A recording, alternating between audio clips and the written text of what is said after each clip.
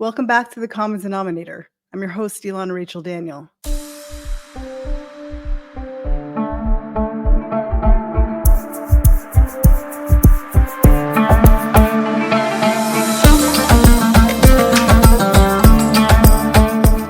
This past Saturday on Shabbat, June 8th, 2024, in a joint operation coordinated with multiple branches of Israel's defense forces, including the military, Yamam, the elite counter-terrorism unit of the police force, the Air Force, and intelligence units, those troops accomplished an extraordinary feat and succeeded in rescuing 4 Israeli hostages to bring them home physically unharmed in an achievement of truly legendary status.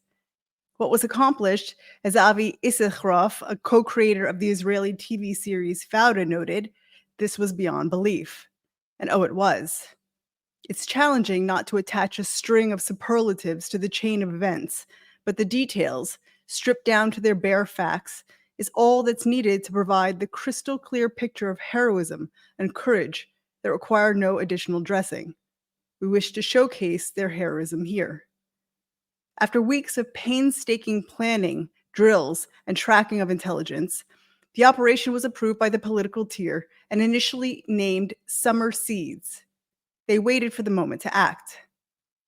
That Saturday, in the bright light of day, special forces dressed up as Gazans, speaking with both local dialect and accent, one simple factor in a continuous line of hairbreadth choices and tasks that would result in only one of 2 outcomes: success or death.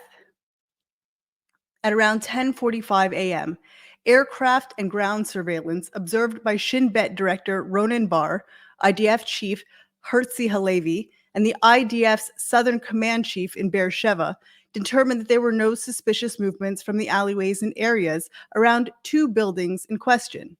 Those buildings, 3 to 4 stories high, sat 200 meters apart and held 4 Israeli hostages in civilian homes under armed guard. Elite units made their way towards the locations where the kidnapped were being held, which, usual to Hamas's strategy of using human beings as shields, lay in the heart of Nuseirat, a bustling, heavily populated area next to a food market which has been operational throughout the war, and a shopping mall. Noah Argamani was held in one building, and the 3 male hostages, Almog Meirjan, Andrei Kozlov, and Shlomo Ziv, were held in the other. All 4 of them kidnapped from the Nova Music Festival on October 7th, 245 days before. At 11 a.m., officers from Shin Bet and the Israel Police Yamam unit were given the order to move ahead, and they left the 2 trucks from which they had entered the area and stormed the buildings. Coordination had to be seamless, and retrieval of the hostages had to happen parallel to one another, for the fear that Hamas would murder the hostages once they understood a rescue operation was underway, as indeed Hamas attempted to do once it was revealed. The troops that entered first into the building where Argamani was held were able to eliminate the guards and retrieve her relatively smoothly. However, in the second building, troops encountered fiercer resistance. Yamam commander Arnon was critically injured by close-range fire. After eliminating the terrorist guards, his troops tried hard to save his life as they left with the hostages. At 11:15 a.m., the eagerly awaited message was heard. The diamonds are in our hands. The hostages had been secured. During the delay of that gun battle, armed Hamas terrorists surrounded the building. As the troops carrying the 3 hostages and a wounded Arnon attempted to drive away from the crowded Nuseirat market, they came under heavy fire by AK-47 rifles, PK machine guns, and RPGs, with Hamas flooding in from alleys and streets in all directions. The truck was stuck. At 11:25, the 7th Armored Brigade and fighters from the paratroopers Kfir and Givati brigades, who were stationed nearby, provided cover fire. They were deployed on foot, in tanks, and Namer APCs to aid the hostages and their rescuers to safely exit the neighborhood. Air Force fighter jets and helicopters also launched attacks on the terrorists and their infrastructure to clear the area and ensure a safe exit. Navy ships were also involved. The Southern Command authorized IAF helicopters to land in the Strip, covered by fire from fighter jets. At 11:50, paratroopers loaded the hostages and last of the rescuers into helicopters, which flew them straight to Tel HaShomer Hospital. Tel HaShomer is where each of the rescued hostages has been taken to first for examinations after the release from captivity, and they were notified and ready in advance of the operation. Our soldiers tried continuously to revive Arnon Zamora in the air. However, tragically, he was pronounced dead of his injuries upon reaching the hospital, and the operation was renamed Operation Arnon in his honor. At 1:33 in the afternoon, the successful mission was announced to the Israeli public, and rejoicing reverberated throughout the country. Announcements were made on beaches, prompting singing and dancing and rejoicing. Secular Jews rushed to put up notices and announce to Shabbat observant Jews of the tremendous news. People across the nation hugged and cried and thanked God and our unparalleled heroes for one of the greatest examples of the Jewish nation's love of life that has ever been seen by the world. It is this that has sent the enemies of civilization howling, because there is nothing that they can say, and there is nothing that they can do to diminish the display of our singular drive for life. Life, for the sake of life. This is no Hollywood creation. This is our reality. Raw and dangerous, and spectacularly terrifying and beautiful all at once. Arnon Zamora left behind him a nation who thanks him, praises him, eulogizes him, and mourns him as if he were a brother from our own home. While a hero to us, Arnon was a cherished husband to Michal and beloved father to their 2 young boys. However heroic the actions that led to his death, we carry their personal loss of Arnon the father, Arnon the husband. Their story is their private one, all while exemplifying the story of our collective people. May God comfort them among the mourners of Zion and Jerusalem. May Michal and Noam and Itai, and this nation in its whole, know no more suffering. Yamam is Israel's national counterterrorism unit, and I've had the great pleasure to meet just a few of these heroes personally. The Yamam specialize in hostage rescue and offense takeover raids against terrorist targets in civilian areas. Besides military and counterterrorism duties, they also perform tactical and undercover police work. Yamam was established in 1974 after the Ma'alot massacre. In that event, a rescue operation by the Sayeret Matkal, commando unit of the IDF, failed, and it resulted in the murder of 21 school children before the terrorists were killed. Many of you have heard of Noah Argamani's mother, who's on her last days dying of stage 4 brain cancer, her dying wish to see her daughter one last time. We're deeply grateful Noah returned to her mother in her last moments. To complicate the joy further is the unbelievable tragedy of young Almog Meir John's father, Yossi Meir. Yossi was devastated by Almog's kidnapping. He all but locked himself alone in his home, glued to the news, eating and sleeping little. He lost over 20 kilos throughout the ordeal, and his family were deeply worried for him.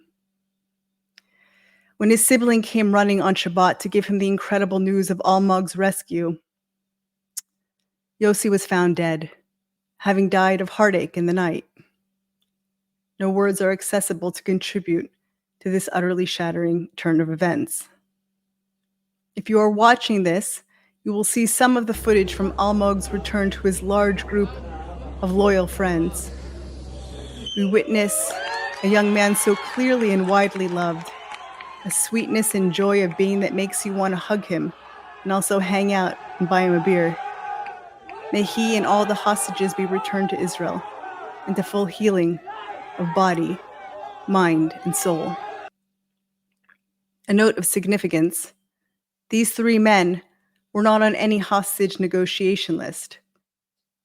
Their hope for return was minimal, and their rescue snatched them from the depths of a hell without escape. Immediately after the operation, Gazan sources claimed that humanitarian aid vehicles and the American-built pier were used in the mission. Not surprisingly, no evidence has been provided to support those claims. Not that the court of public opinion is swayed by evidence. All the same, while the U.S. did assist Israel to gather necessary intelligence used in the operation, The pier was not used. We won't waste too much time today on the inverse narrative we've come to know and be appalled by daily. In this version, we'll note that no small amount of people capable of twisting even this extraordinarily heroic event, one they've similarly watched and cheered in infinite movies out of Hollywood. Kenneth Roth is a fun example. World-renowned lawyer, activist, and deeply devoted denouncer of Israel, claimed perfidy might be implicated here because, wait for it, some of the Israeli forces were wearing civilian clothes during their initial arrival. Combatants at war have a duty to distinguish themselves from civilians, he said. That's what uniforms are for. It's key to protecting civilians. Did Israeli forces during the hostage rescue operation commit the war crime of perfidy by pretending to be civilians, Ken wrote? A primary piece of Hamas's strategy is to blur the line between the military and the civilians. If you've ever seen a single video, Hollywood, AI, or real humans out of Gaza, pray tell, how many uniforms have you counted? However, the law of armed conflict does not require soldiers to always wear uniforms. Illegal acts of perfidy are committed when there is intent to kill or capture. As the intent wasn't to engage in hostilities, but rather to rescue hostages, perfidy doesn't apply here. Since Ken won't say it, kidnapping Israeli civilians in the first place is a war crime. So is holding them in civilian homes. So is deliberately using a crowded population as cover. The cynical use of human shields has been and continues to be Hamas's primary tool of weaponry. Those armchair pundits chilling in living rooms, weighing in on the size of bombs Israel does or doesn't use on a target, would do well to acknowledge Hamas's weapon of choice in human beings of flesh and blood. Toying with numbers to create false equivalence is Hamas's second most successful war tool. And it's the one used against you, dear audience, to manipulate and to twist, to remove context and reality, and to deliver the lie that intention has no bearing here. The IDF has confirmed another inconvenient truth about the indistinguishable nature of Hamas and Gazan civilians.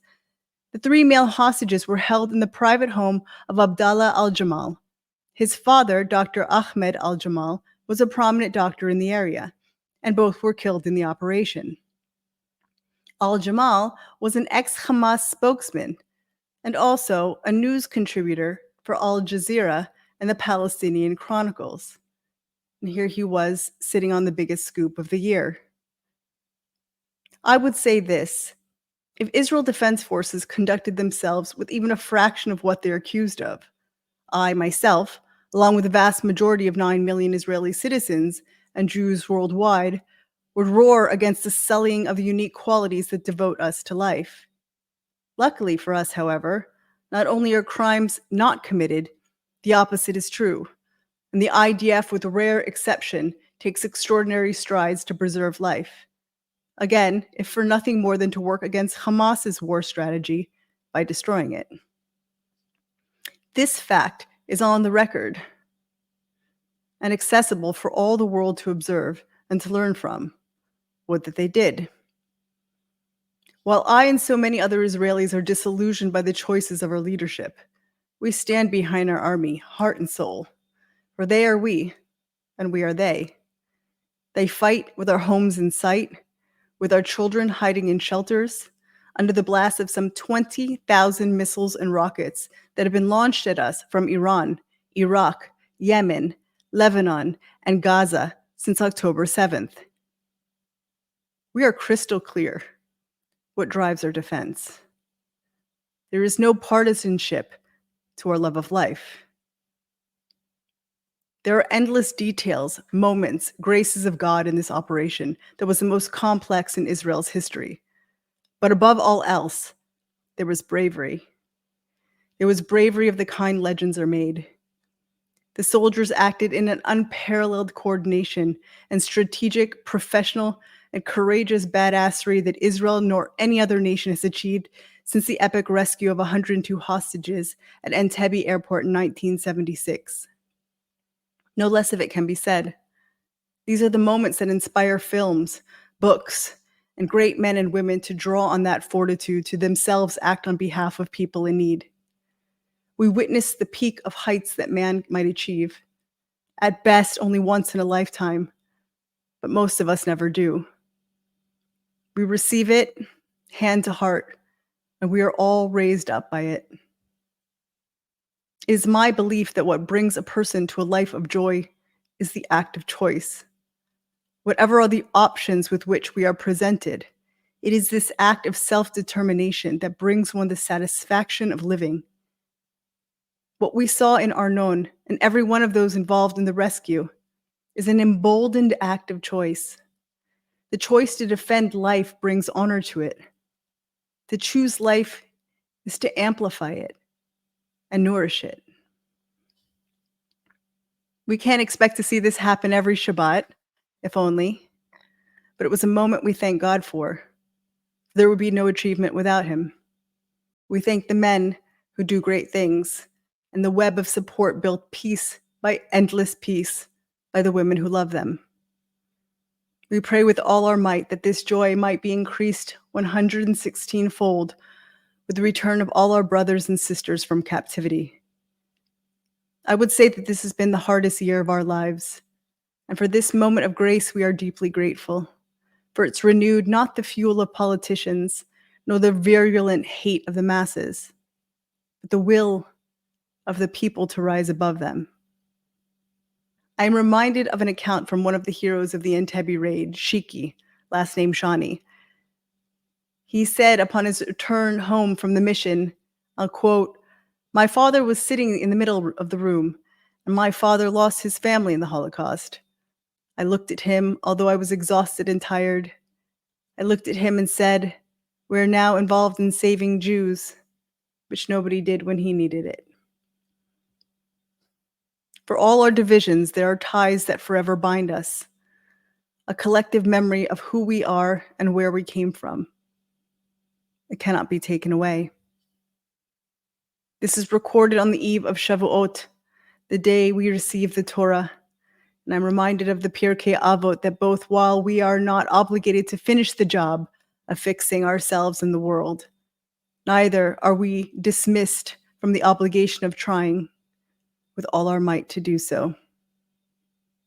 I bless us to hear the still small voice that is always speaking from within, the one guiding us to become better at every moment we have. I'm Ilana Rachel Daniel, and this is The Common Denominator.